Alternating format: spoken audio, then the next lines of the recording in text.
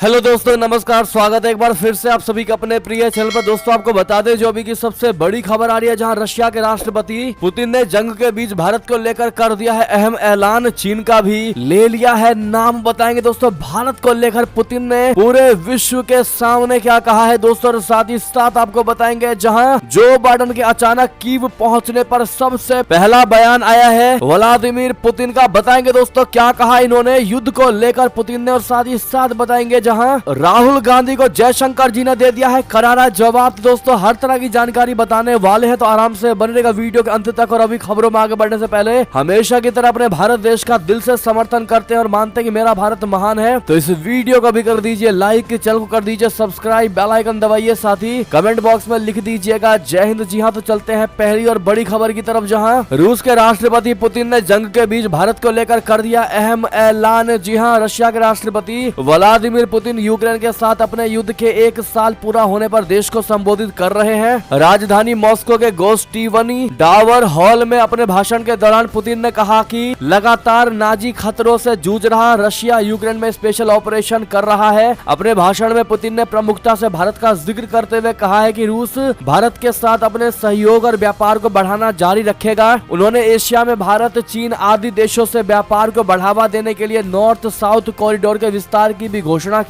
रूसी राष्ट्रपति ने कहा है कि रशिया विदेशी आर्थिक संबंधों का विस्तार करेगा और नए लॉजिस्टिक कॉरिडोर बनाएगा। उन्होंने कहा कि वो भारत, ईरान, चीन, पाकिस्तान जैसे देशों से आर्थिक संबंध बढ़ाने के लिए नॉर्थ साउथ कॉरिडोर को विकसित करेंगे। पुतिन ने हिंद प्रशांत क्षेत्र पर जोर देते हुए कहा है कि हम भारत, ईरान के साथ सहयोग बढ़ाने की उम्मीद करते हैं। हम भारत के साथ अपने व्यापार को बढ़ावा देने के लिए उत्तर दक्षिण कॉरिडोर यानी INSTC को बनाने का काम जारी रखेंगे। जी हाँ दोस्तों, ये तो थी भारत को लेकर बात, लेकिन दोस्तों व्लादिमीर पुतिन ने अमेरिकी राष्ट्रपति जो बाइडेन के अचानक यूक्रेन पहुंच जाने को लेकर सबसे बड़ा बयान दिया है। दोस्तों उन्होंने कहा कि हमें चुनौती दी गई, हम अब भी पीछे नहीं हटेंगे, कोई राष्ट्रपति आए या ना आए। जी हाँ, बता दें पुतिन ने कहा हमें हराना अब नामुमकिन है, मदद भी हमको नहीं चाहिए क्योंकि पश्चिमी ताकतें यूक्रेन के कंधे पर रखकर बंदूकें चला रहे हैं। अमेरिकी राष्ट्रपति जो बाइडेन के यूक्रेन दौरे के अगले ही दिन व्लादिमीर पुतिन ने देश को संबोधित किया है। रूसी सांसद क्रेमलिन में बोलते हुए व्लादिमीर पुतिन ने कहा कि हम युद्ध को आखिरी विकल्प मानते हैं और बातचीत से ही समाधान चाहते हैं। उन्होंने कहा कि हम शांतिपूर्वक समाधान ही चाहते थे, लेकिन अमेरिका समेत पश्चिमी देशों ने काम बिगाड़ दिया। रूसी राष्ट्रपति ने कहा कि अमेरिका ने यूक्रेन में भी वही खेल खेला है जो उसने इराक और सीरिया जैसे देशों में किया था। हमारी ओर से बातचीत की कोशिशें की गई जिसे पश्चिम ने नजरअंदाज किया। हमारे लिए युद्ध आखिरी विकल्प था जिस पर हमें फैसला लेना पड़ा। पुतिन ने आगे कहा कि हमारे लोगों की सुरक्षा अहम है और उससे समझौता नहीं कर सकते। इसके साथ ही नाटो देशों के दखल पर भी आपत्ति जताई गई। उन्होंने कहा कि नाटो का रशिया में लगातार दखल बढ़ रहा है। पश्चिमी देश अपनी ताकत में इजाफे के लिए यूक्रेन युद्ध को हवा दे रहे हैं। यूक्रेन ने भी हत्याओं को बढ़ावा दिया है। यदि वो बातचीत की मेज पर आ जाता तो इतना नुकसान नहीं होना था। उन्होंने कहा कि रशिया अपनी रक्षा करने में सक्षम है और वो अभी भी पीछे नहीं हटेगा। हम कोई खून खराबा नहीं चाहते हैं, लेकिन पश्चिम की ओर से ऐसे हालात पैदा किए जा रहे हैं। पश्चिम के देश यूक्रेन के कंधे पर रख करके बंदूक को चलाने की कोशिश कर रहे हैं और यूक्रेन को मोहरा बना रहे हैं अमेरिका जैसे देश। ऐसा दोस्तों पुतिन ने कहा है। क्या आप भी पुतिन के इन बात से सहमति दिखाते हैं? दोस्तों आपकी जो भी निजी राय हो कमेंट में लिखकर अवश्य बताइएगा। क्या आपको भी यही लगता है कि यूक्रेन को जबरदस्ती का विक्टिम बनाया जा रहा है? यूक्रेन को पश्चिमी देश एक खिलौने की तरह इस्तेमाल कर रहे हैं रशिया के खिलाफ? अगर आप भी ये बातें मानते हैं दोस्तों तो कमेंट में लिखकर अपनी राय अवश्य दीजिएगा। देखते क्या कहती है इस पर हमारी भारत की जनता। साथ ही साथ दोस्तों बढ़ते हैं एक और खबर की तरफ, जहां BBC डॉक्यूमेंट्री LAC विवाद और पाकिस्तान पर जयशंकर जी ने कही कड़ी बात।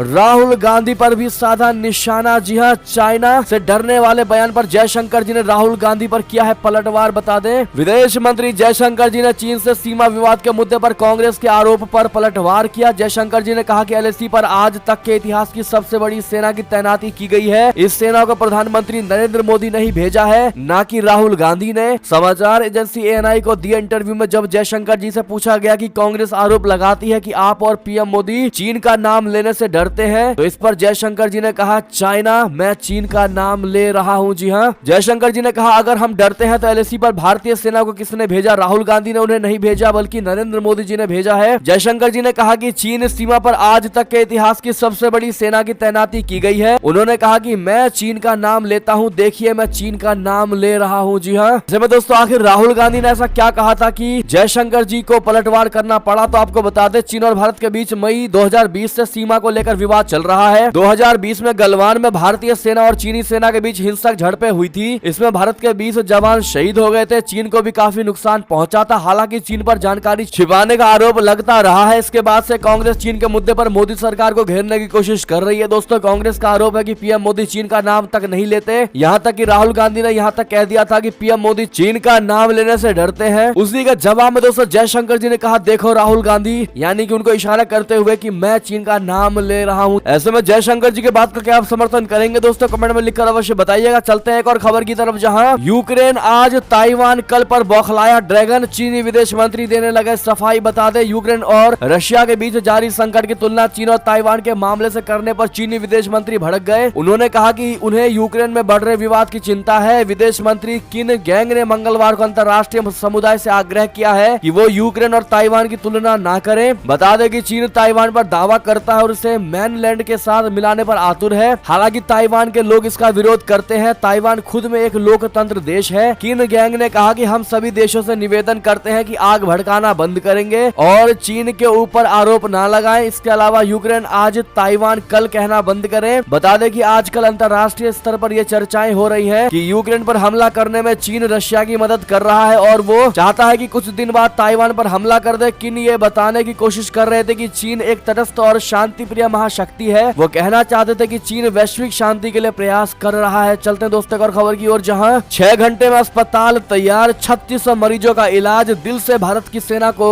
दुआएं दे रहे हैं तुर्की के लोग। बता दें भूकंप प्रभावित तुर्की में ऑपरेशन दोस्त के लिए खूब तारीफें हो रही है। जिस तरह से भारतीय सेना ने त्वरित अंदाज में तुर्की में मदद मुहैया कराई है, उसका हर कोई मुरीद हो गया है। Army chief general Manoj Pande के मुताबिक भारतीय सेना ने तुर्की में करीब 3600 मरीजों का इलाज किया है। उन्होंने बताया है कि इसको लेकर तुर्की के नागरिक हमें मैसेज भेजकर आभार जता रहे हैं। तुर्की के मरीजों का कहना है कि भारतीय सेना ऐसे वक्त में उनकी मदद की जब उन्हें वाकई इसकी आवश्यकता थी। भारतीय सेना प्रमुख मनोज पांडे ने बताया कि मात्र 6 घंटे के शॉर्ट नोटिस पर तुर्की में हॉस्पिटल तैयार कर दिया गया था। आनंद फानन में यानी जल्दी जल्दी में 30 बेड का हॉस्पिटल खड़ा कर दिया गया। उन्होंने बताया कि समय के अंदर यह निर्णय लिया गया था। यह फील्ड हॉस्पिटल 14 दिन तक काम करता रहा। इसमें स्पेशलिस्ट डॉक्टर की तैनाती की गई थी। सेना प्रमुख ने भारतीय सेना की मेडिकल टीम 60 पैरा फील्ड को सम्मानित किया। ये टीम तुर्की में सहायता प्रदान करने के बाद घर लौटी है। जी हाँ, इतना ही नहीं दोस्तों, प्रधानमंत्री नरेंद्र मोदी जी ने भी इनकी पीठों को थपथपाया है दोस्तों और कहा कि आपने मानवता की महान सेवा की है। जी हाँ, प्रधानमंत्री नरेंद्र मोदी जी ने सोमवार यानी 20 फरवरी को तुर्की और सीरिया में ऑपरेशन दोस्त में शामिल एनडीआरएफ कर्मियों के साथ बातचीत के दौरान भावुक हो उठे। पीएम मोदी ने कहा कि मैं बहुत बहुत आप सबका अभिनंदन करता हूँ। आप सब मानवता के लिए बहुत बड़ा काम करके मानवता का नाम रोशन करके लौटे हैं। उन्होंने कहा कि ऑपरेशन दोस्त से जुड़ी पूरी टीम एनडीआरएफ हो, आर्मी हो, एयरफोर्स हो या हमारी दूसरी सेवाओं के साथ हो, सभी ने बहुत ही बेहतरीन काम किया है। पीएम मोदी जी ने इनको दिल से धन्यवाद दिया है दोस्तों और आगे हर मुश्किल की घड़ी में तैयार रहने की नसीहत दी है। बहरहाल दोस्तों, आप भी दिल से इन एनडीआरएफ की टीम को मानवता के लिए कार्य करने के लिए इनको थैंक यू जरूर कहिएगा दोस्तों। साथ ही अंतिम खबर की बात करें, जहां आखिरकार कर्ज के लिए आईएमएफ के सामने झुक गया पाकिस्तान। मांगों को पूरा करने के लिए कर दिया विधेयक को पारित। जी हां, दिवालिया होने से बचने के लिए आखिरकार पाकिस्तान को अंतर्राष्ट्रीय मुद्रा कोष यानी आईएमएफ के सामने झुकने के लिए मजबूर होना ही पड़ा। दरअसल आज पाकिस्तान की नेशनल असेंबली ने आईएमएफ द्वारा निर्धारित मांगों को पूरा करने के लिए सर्वसम्मति से एक धन विधेयक पारित कर दिया। आपको बता दें कि अगर पाकिस्तान आईएमएफ की शर्तों को पूरा कर देता है तो उसे लगभग 8800 करोड़ रुपए की ऋण सुविधा प्राप्त हो जाएगी। रिपोर्ट के मुताबिक वित्त विधेयक 2023, जिसे पाकिस्तान का मिनी बजट कहा जा रहा है, उसे संसद के निचले सदन में मंजूरी दे दी गई है। पाकिस्तान सरकार को यह कदम कर्ज पुनर्गठन के लिए उठाना पड़ा है। जी हाँ, और इसी बीच दोस्तों ये थी अब तक की सारी बड़ी खबरें। आपको हमारी खबर कैसी लगी? आशा करता हूँ बहुत अच्छी लगी होगी। अगर थोड़ी भी अच्छी लगी है तो इस वीडियो को भी अपने भाई बंधुओं में व्हाट्सएप, फेसबुक, ट्विटर के जरिए पूरे भारत में शेयर करना बिल्कुल मत भूलिएगा। और अभी कर दीजिए इस वीडियो को लाइक, चैनल कर दीजिए सब्सक्राइब, बेल आइकन दबाइए, साथ ही कमेंट बॉक्स में लिख दीजिएगा जय हिंद जय भारत। तो मिलते हैं आपसे अगली बड़ी खबर में, तब तक अपना ख्याल रखिएगा। आप सभी का बहुत बहुत धन्यवाद। साथ देने के लिए, साथ बने रहने के लिए। जय हिंद जय भारत।